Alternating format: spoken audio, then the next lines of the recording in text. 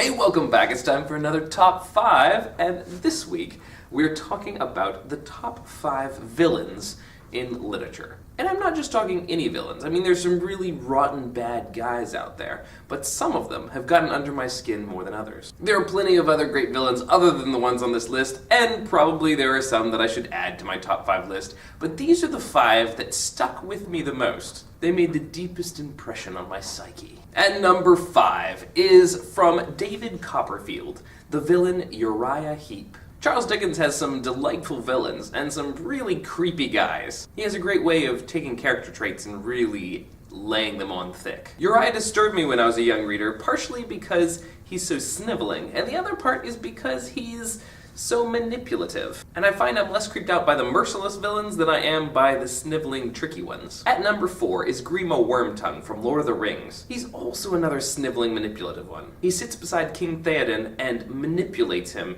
into Saruman's bidding, keeping him from helping the heroes. Ultimately, he's exposed and then locked up with his master in a tower, which is a great end for them because the two of them hate each other. It's delightful. At number 3 is the character Undine Spragg from The Custom of the Country by Edith Wharton. Now, you could say she's the hero or maybe the anti-hero of the story, but she is the most despicable and horrible person. The way she manipulates everyone around her and ruins the lives of everyone she comes in contact with is so vile and so loathsome that I'll never forget how much I hate her. And number 2 is a great character from one of my favorite poems of all time, Dante's Inferno. And the character is Ugolino. Count Ugolino is, in my opinion, the darkest sinner that Dante meets. He's so twisted with self-pity that he can't see how absolutely horrifying he really is. His children lay themselves down in sacrifice for him, and he doesn't even care. In fact, he goes on to eat their bodies out of starvation. The man is seriously twisted and egocentric. And if you want horror, he's about as horrifying as you can get. But the number 1 character who most scares me in all of literature, who most gets under my skin in all of literature, is from Harry Potter.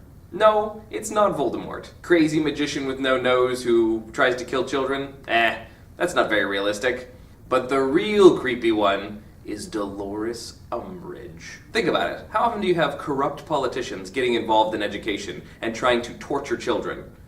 Pretty much all the time. And it's the way she talks like she's so sweet and tells them she's doing it for their own good. You know how many times I've heard that in politics? Yeah, she's the real creepy one in Harry Potter. I know there are a ton of wonderful villains that I've left off my list, so here's your chance to go ahead and express your opinion. Which villains do you feel are the most vile?